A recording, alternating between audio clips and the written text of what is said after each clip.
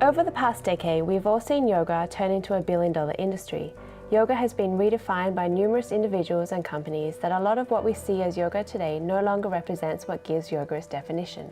We are taking the soul out of it, and we are selling just the external part, which is not yoga anymore. It's become very, very physical, very, very superficial and image-based. It becomes opposite what is yoga in a philosophy.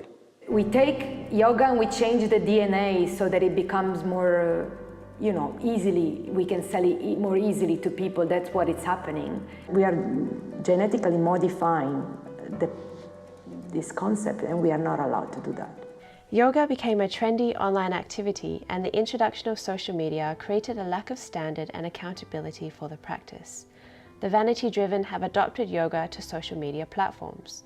Now, especially through Instagram, we have this situation that somebody who doesn't even practice yoga, if they are, for example, a gymnast or a dancer, and they happen to be very, very flexible, they put a series of pictures up.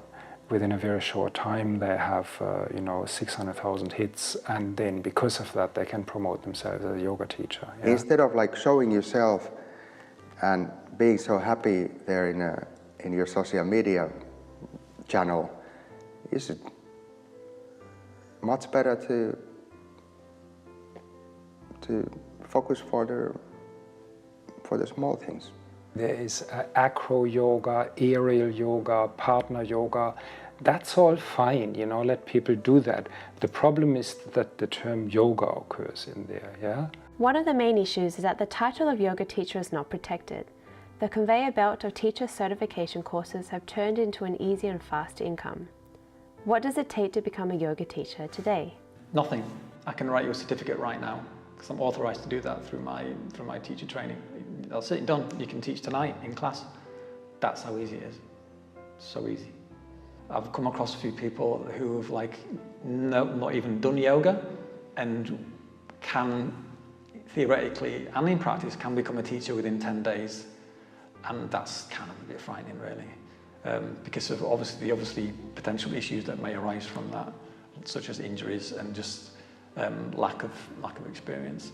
There is very little experience, but there is lots of ego.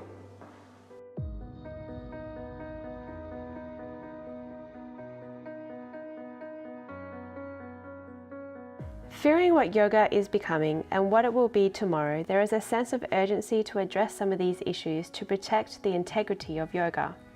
Because now yoga is so big, I think it's important that people can have some information that we are not all in the industry. It's like a money-making industry. We are not all in the social media.